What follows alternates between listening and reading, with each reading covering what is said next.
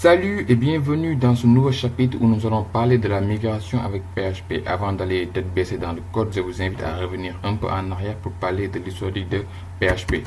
Comme vous le savez déjà, nous sommes sur la dernière version de notre langage et ceci a nécessité 2 ans de développement et il a apporté beaucoup de modifications mais aussi beaucoup d'apports qui peuvent nous intéresser.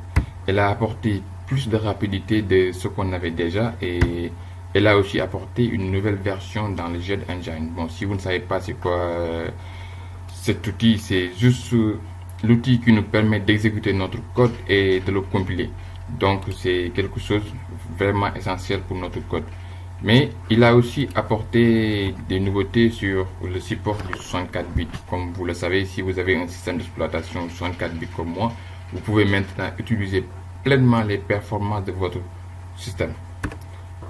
Alors, quand on parle de nouvelle version, on s'attend à avoir plusieurs apports et PHP utilise maintenant moins de mémoire. Car vous l'avez certainement entendu, beaucoup de développeurs critiquaient PHP parce qu'ils utilisaient beaucoup de mémoire.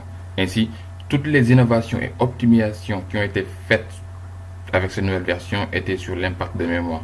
Donc, avec cette nouvelle version, vous allez ressentir que l'impact sur la mémoire est vraiment moindre. PHP maintenant aussi fonctionne avec 2 fois plus de rapidité. Et comme ça, vous allez bénéficier de toutes les optimisations qui ont été faites. Et ne me dites pas c'est impossible parce que c'est la réalité actuellement. Si vous utilisez PHP, vous allez le ressentir sur votre serveur. Actuellement aussi, on peut exécuter 2 fois plus de requêtes car comme la gestion de la mémoire a été faite, donc tout ce qui a été requête est multiplié 2 fois. Et pour moi, c'est une bonne raison de passer à cette nouvelle version. Intéressant. Depuis tout à l'heure, nous sommes en train de parler de la version 7 de PHP. Mais qu'est-ce qui s'est réellement passé avec la version 6 de PHP? Car si on sait bien compter, on dit 1, 2, 3, 4, 5, 6 avant de dire 7. Donc normalement, on devait avoir une version 6 avant d'avoir une version 7. Et vous le savez comme moi que la version 4 de PHP, excusez-moi, la version 5 de PHP était disponible depuis 2004. Donc, on devait avoir une version 6 avant d'avoir une version 7. Et pour vous dire, la communauté de PHP a commencé à travailler sur la version 6 depuis 2005.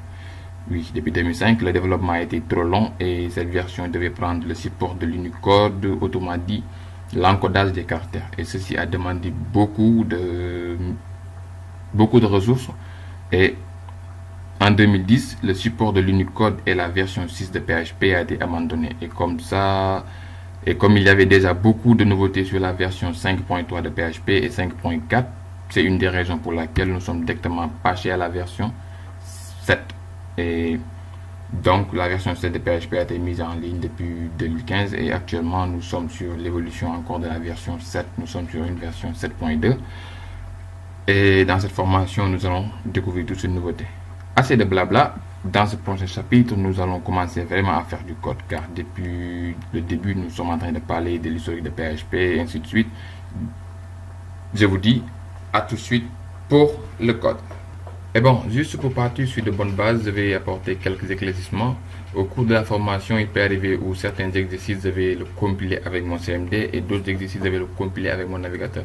Bon, je vais vous montrer un exemple. Si je me rends sur le dossier qui est actuellement mes codes sources, projet PHP 7, excusez-moi, PHP 7. Là, si j'essaye d'exécuter mon code, je vais entrer sur les sources et au niveau des sources, j'ai un fichier qui s'appelle app. Et qu'est-ce que je vais faire? Je vais exécuter le fichier app.php. Et là, vous allez voir que ici on a le code qui s'affiche là. Voici le code et le résultat. Mais aussi, il peut arriver des cas où je vais utiliser mon navigateur, le navigateur. Et pour cela, je ne vais pas utiliser WAMP comme un outil natif, mais je vais utiliser plutôt le serveur de PHP interne. Donc, si vous n'avez pas encore PHP disponible en ligne de commande, vous pouvez laisser un commentaire sur la vidéo et je vais essayer de faire un tuto pour vous montrer comment obtenir PHP en ligne de commande. Parce que avec cette formation, je vais lancer directement PHP avec mon CMD. Par exemple, je vais faire ceci.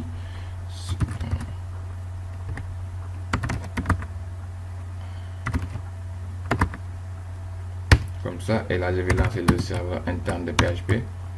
directement je vais faire un localhost. Je vais le lancer sur le port 3000 et je lui dis de base de démarrer sur le dossier source. Et là, si je prends mon navigateur,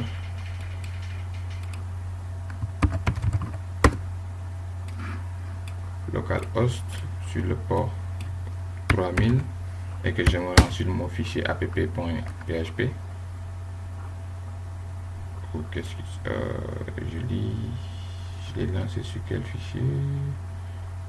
Localhost, ok, sur le port 300. ok, je vais enlever ici un 0 et là vous avez vu que c'est le résultat. En fait, j'avais fait une erreur ici, quoi, parce que là je croyais que j'avais lancé le serveur sur le port 3000 et là je l'ai lancé sur le port 300.